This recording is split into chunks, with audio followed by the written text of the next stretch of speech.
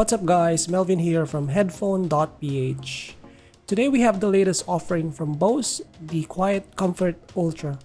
Undoubtedly the Ultra version of all of Bose's headphone offerings, coming in as their new flagship product, replacing both the QC45 and the NC700. This headphone retails for $429 and is locally available for 27,900 pesos. Just like previous Bose headphones, it was sent to me by Alexis Marketing, the official distributor of Bose products in the country.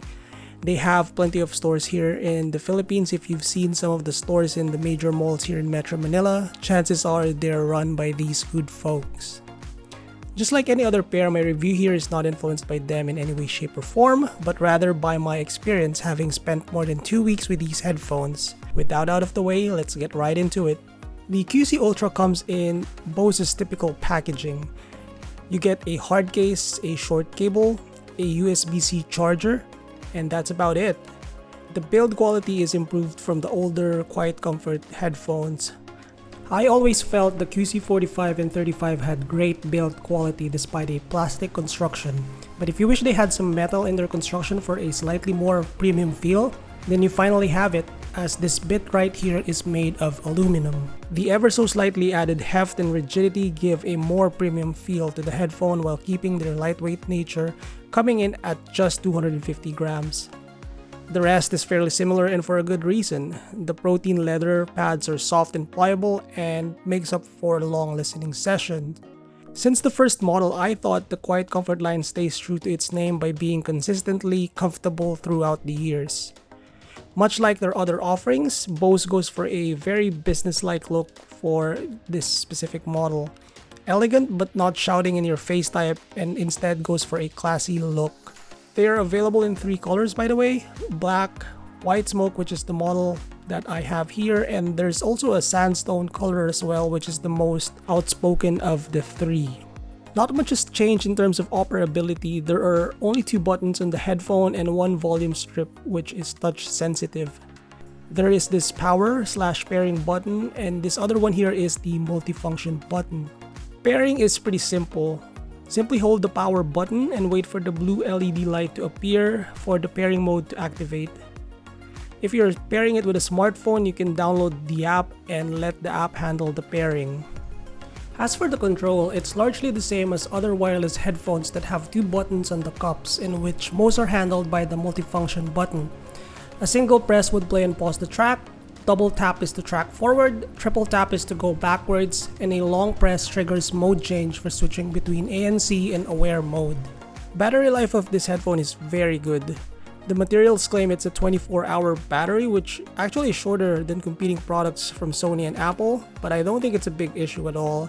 In my experience, I could use this headphone for work for 4 to 5 days before the need to charge it. The app is pretty handy for changing settings, and that setting gets saved so that any other device that you pair with the headphone gets that same setting as well. It's a bit finicky though in my experience. There are definitely times where moving back and forth between settings give massive delay.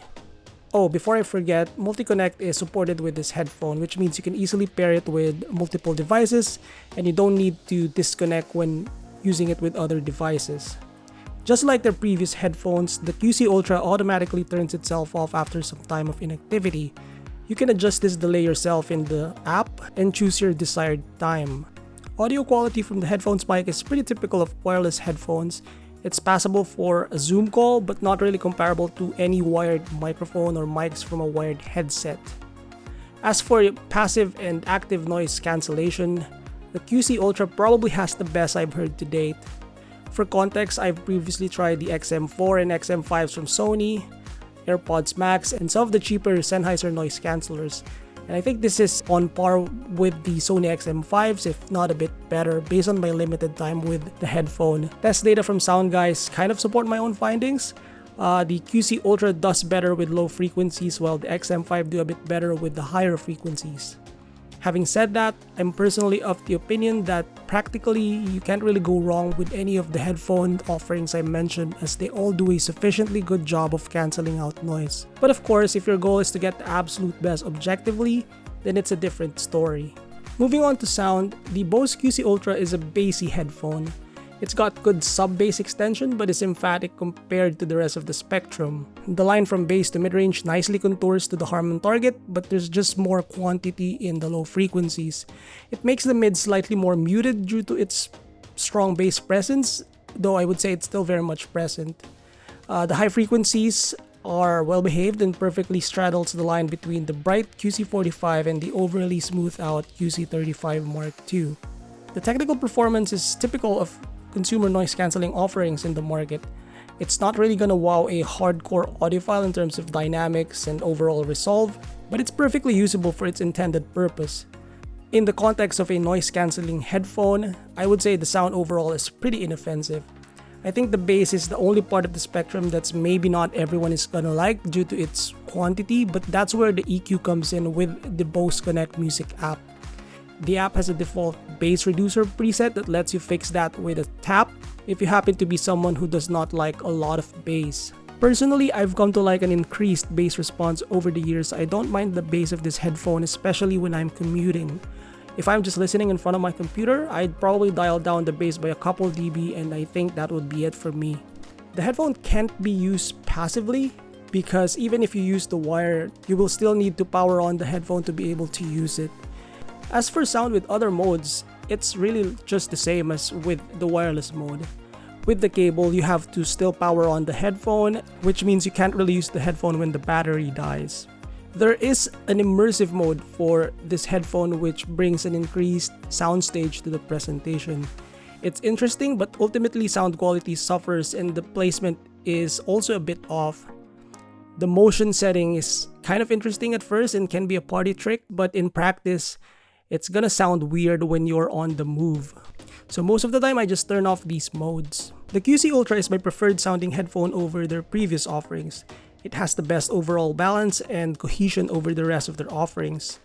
I like the QC35 a lot, and this is what a good improvement over that headphone would be.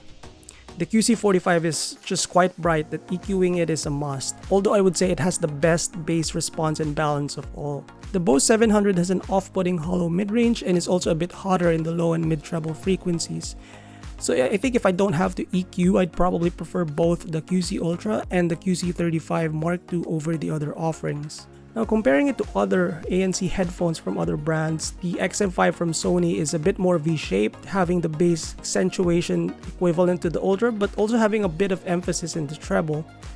To some, it is preferable because the strong bass is offset by the accentuated treble, but it also makes the sound a bit more fatiguing over long listening. Comparing it to the AirPods Max, I like the balance of the AirPods Max better. I also find the bass cleaner and more punchy than the rest of the ANC headphones I've tried. The AirPods Max has a shimmery character though, which makes the treble a touch too artificial at times. However, the emphasis in that area is not grating unlike the QC45 and the XM5. So if you're in the market for the best noise cancelling headphone with focus on the amount of noise that it cancels and having a very passable sound, the QC Ultra is a very good offering and one that you can't go wrong with. It goes toe-to-toe with Sony's XM5, with the Ultra doing a bit better on weeding out low and mid frequencies. Sound-wise, it's really a toss-up between all the headphones I mentioned, the XM5, the QC Ultra, the AirPods Max, and even the older QuietComfort offerings, mainly because of the built-in EQ from their respective apps that you can utilize. If I don't have to EQ, my personal preference goes to the AirPods Max because it has the most balanced sound of the bunch. I think the QC Ultra is a strong contender because of its top-notch comfort, ease of use, inoffensive sound, and possibly class-leading active noise cancellation. Quite frankly, those are important things that you want to be good for a noise-cancelling headphone. If you've been holding on to your QC35 for quite some time because you love the way Bose does things and you're now looking to finally make that upgrade, the QC Ultra would be the perfect choice, which is something I couldn't really say for both the noise-cancelling 700 and the QC45. I'd say go visit any of the Bose stores locally, give them a try there, and see for yourself. That's about it for this review. Thumbs up the video if you like it, subscribe for more headphone.ph video reviews, and visit headphone.ph for the text version of this review. I'll see you guys next time.